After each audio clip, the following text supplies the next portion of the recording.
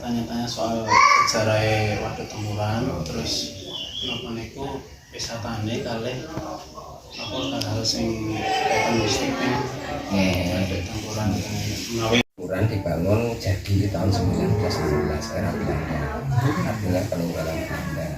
Waktu itu dibuat untuk sarana irigasi. Itu kan ya, banyak gas dari aliran sungai yang mana gundul kan. Ya, kita observasi 91 itu 1991 kan ada GNRL, kita hutankan untuk melestarikan penghijauannya. Sekarang sudah jadi hutan itu di utara Waduk, tapi bukan hutan bertani, ini hutan raya untuk melestarikan Waduk. Jadi saat ini masih alami ya, dari bawah itu belum kayak bentuk tersaran, Belum, masih alami tanah. Selain dari kayak waduk, selain irigasi terus kenapa mulai? Nah, fungsi air waduk karena sini itu Blora kan daerah kering, itu digunakan untuk air minum juga. Setelah kurun waktu lama kan banyak pengunjung, akhirnya dimanfaatkan untuk masyarakat setempat membuat warung-warung makan yang sekarang sudah mungkin terkenal lah dari warung makan iwak.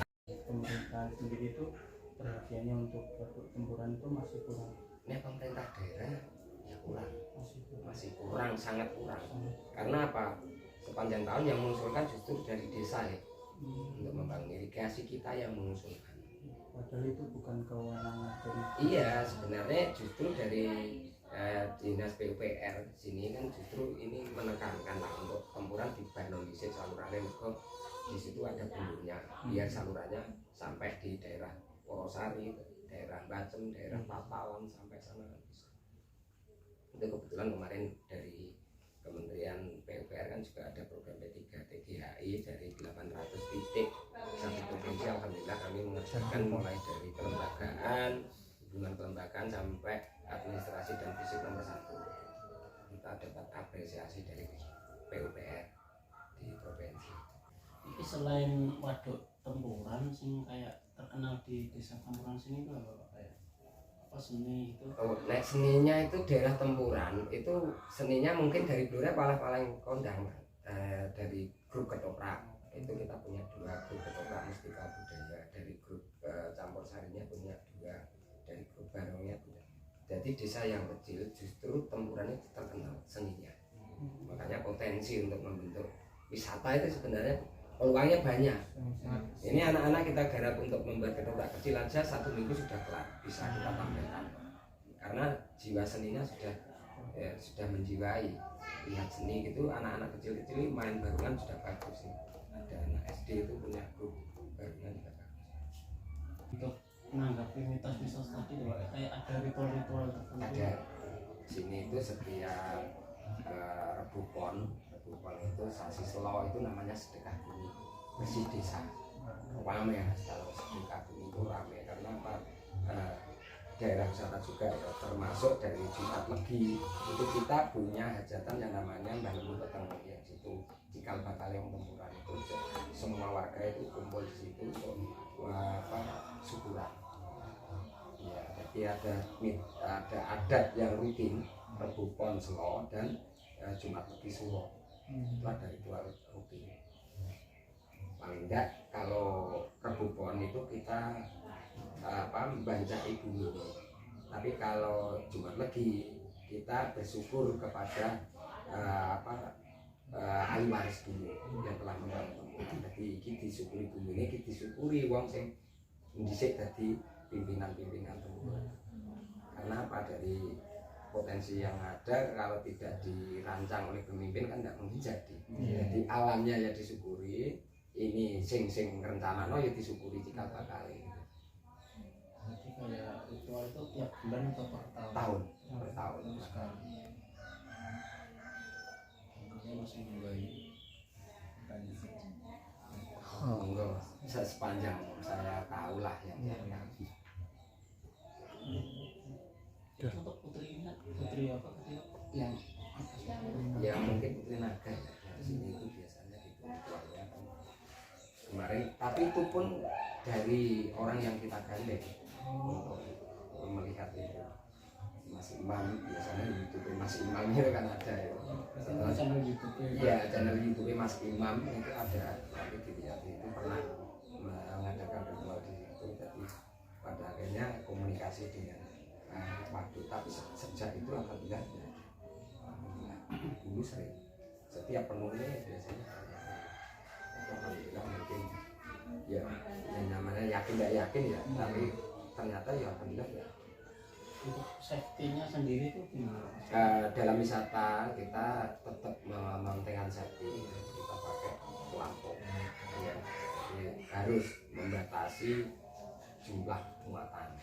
Contohnya yang di kursinya kan ada 20 orang, tapi kita batasi aja 15. Biar apa? Itu kapasitasnya kan tidak berlebihan. Jadi itu wajib, karena apa? Kalau perahu ini kabutan muatan habis ada. Termasuk dari perahunya yang kita rancang juga bisa dengan perahu perahu muatan. Kita buat tumpuan 2. Nah, di bawahnya itu ada pendalam 2 sehingga tidak goyah, tenang.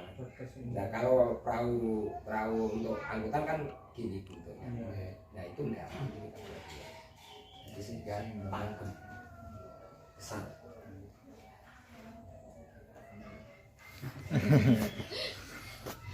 Untuk itu sendiri Pak, apa namanya, kayak atlet dayung gitu, latihannya sering di sini nggak? Justru pelatih dayung nasional, pelatih dayung provinsi itu dari sini ya? Yang dulu atlet nasional Mas Diono, Mas Kuat itu pelatih nasional. Pak Diono posisi provinsi dan latihannya di sini. Harapannya jenengan itu Pak untuk pembangunan desa sama pariwisatanya? Ini harapan dari kami sendiri dari desa. Kita dari pemerintah daerah pertama karena negara hukum payung hukumnya sekarang Perda Desa Wisata provinsi kan tahun 2019 kemarin sudah ada Perda nomor 2 dan Pergub nomor 3. Nah, Blora belum ada. Ketika kami mau membuat perdes kan naungan yang satu tingkat lebih tinggi belum ada pertama. Yang kedua dioptimalnya sarana publiknya termasuk jalan. Karena apa? Orang berwisata biar nyaman. Toh itu nanti juga pendapatan desa juga banyak. Ketika ramai tempuran kan banyak juga. Tapi untuk masuk ke sini tuh juga nggak ada kayak petunjuk.